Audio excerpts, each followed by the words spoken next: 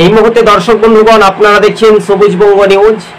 এবার প্রতিটি রাজনৈতিক দল পায়ে হেঁটে কালীগঞ্জ বিধানসভার উপনির্বাচনে ভোট প্রচারে এবার বাম কংগ্রেস জোট প্রার্থী রীতিমতো জলঢল, চায়ের চুমুক হাতে এবং একেবারে রীতিমতো বাড়ি বাড়ি ডোর টু ডোর ভোট প্রচার করছেন। তবে মুসলিম প্রার্থী করাতে কতটা উজ্জীবিত হতে পারে আর সেখানে সংখ্যালঘু ভোটে একটা দাপট রীতিমতো দেখা যেতে পারে।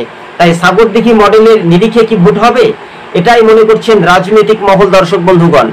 তবে তৃণমূলের প্রার্থী আলিফা আহমেদকে জোট টক্কর দিতে পারে বাম কংগ্রেস জোট প্রার্থী সরাসরি কাবিল উদ্দিন শেখ। অন্যদিকে বিজেপির প্রার্থী আশিস ঘোষকে করাতে কতটা উজ্জীবিত হতে পারে সরাসরি আপনাদের সঙ্গে সেই স্ক্রিনের সাহায্যে কিছুটা তথ্য বিশ্লেষণ করে তুলে ধরছি। তবে এবার আলিফা আহমেদের সঙ্গে জোট টক্কর লড়াই হতে পারে বাম কংগ্রেস জোট প্রার্থী কাবিল উদ্দিনের, এমনটাই ইঙ্গিত দেখা যাচ্ছে। তবে সমীক্ষক মহল বলছে পায়ে হেঁটে যখন নির্বাচনী ভোট প্রচারের ইস্যু এবং সেই ইস্যুটা কতটা এফেক্ট বা কতটা ফ্যাক্টর হতে পারে সেই ব্যাপারটা নিয়ে রাজ্য রাজনীতির যে সমীকরণ সেটা এখন কালীগঞ্জ বিধানসভার উপনির্বাচনে দেখা যেতে পারে দর্শক বন্ধুগণ। আজকে